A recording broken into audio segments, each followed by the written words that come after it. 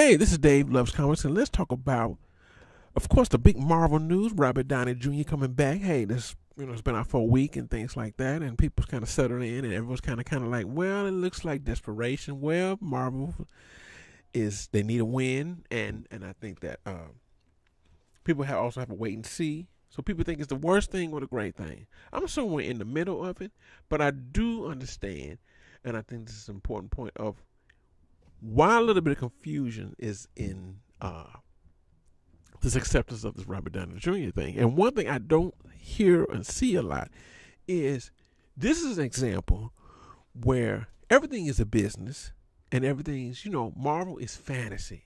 It's so many examples of, how these movies are like fantasy. But I think it hits people differently because no matter how you feel about it, it's kind of like seeing the sausage house getting made and that you would enjoy. If you go to a restaurant and you get some food and you walk in the back alley and you see rats running around coming out of the restaurant, it makes you go like, okay, wait a minute. Or a lot of rat traps and things like that. I don't want to say Marvel's, to the level of a restaurant, but even if you're a casual fan, you can almost see how this is kind of played out, and however you feel about it, because all Hollywood is business. Marvel and Disney, it's a whole bunch of back end deals that's going around all the time. But I think that we were kind of involved in it because Marvel kind of had us vested in the actors as well as the characters that they are playing. Because no one's really that vested in the characters, and you can tell by a lot of some of the later characters that just not click.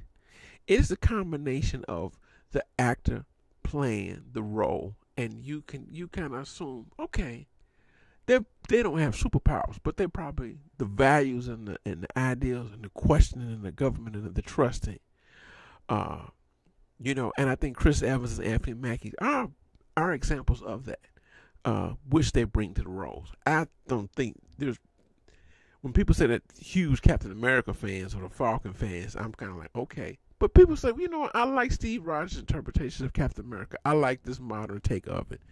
And same way with Anthony Mackie. I don't think most people was even familiar with the Falcon.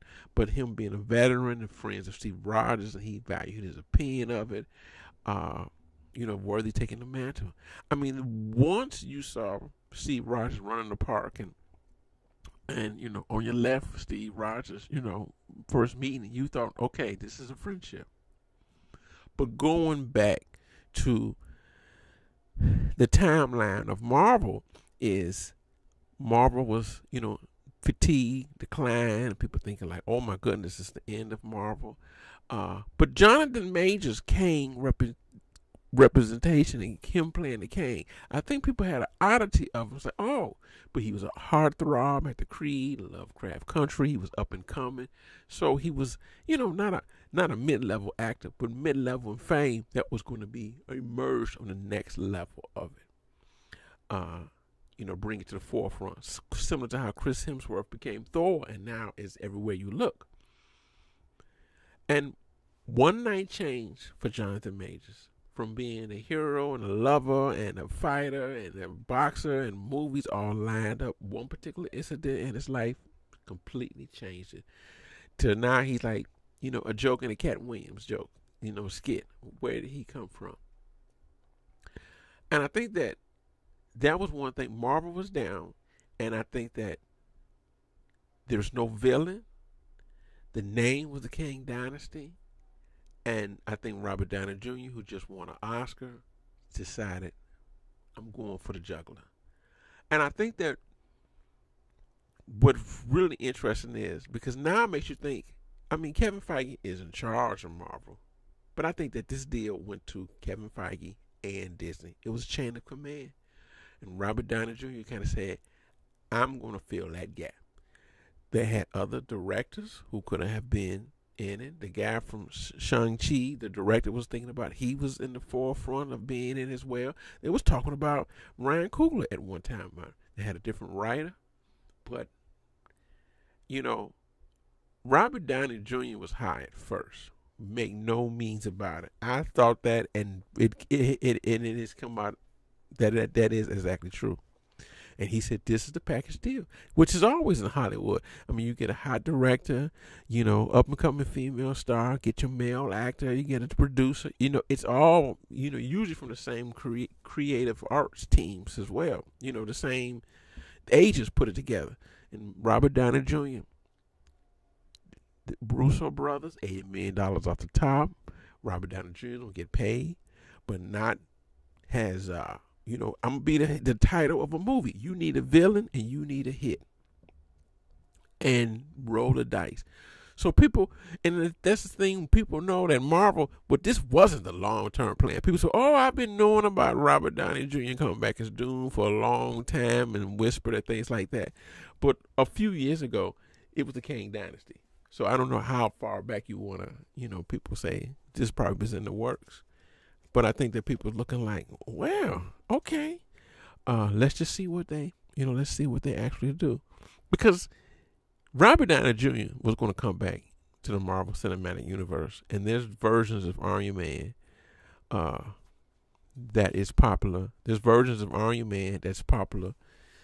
An AI version, which could have worked with Ironheart and things like that. And then eventually he does find a physical body of it, a clone, it's comic books, folks.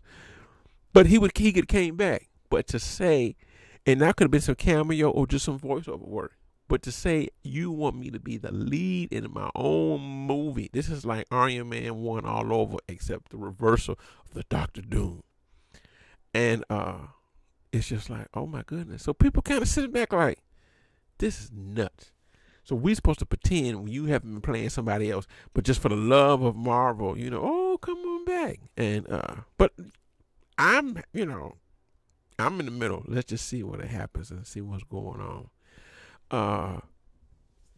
But one thing, and I'm gonna do it. I'm trying to make a short little video right here. I am gonna do some ideas of what they can do. But one thing, I'm telling you, I'm one thing, and I would chew somebody's head off. No, I don't mean to say that online, but I do not want to see a movie where every Marvel character goes up to Dr. Doom, played by Robert Downey Jr., and go, oh my God, you look like Tony Stark. Oh my God, you look like Tony Stark. Oh my God, you look like Tony Stark. I don't want that I don't want 2 movies of that. And then I don't want, which I can almost see what happening. They're gonna convince him, I'm not your Iron Man. I'm not your Tony Stark. I'm not your Tony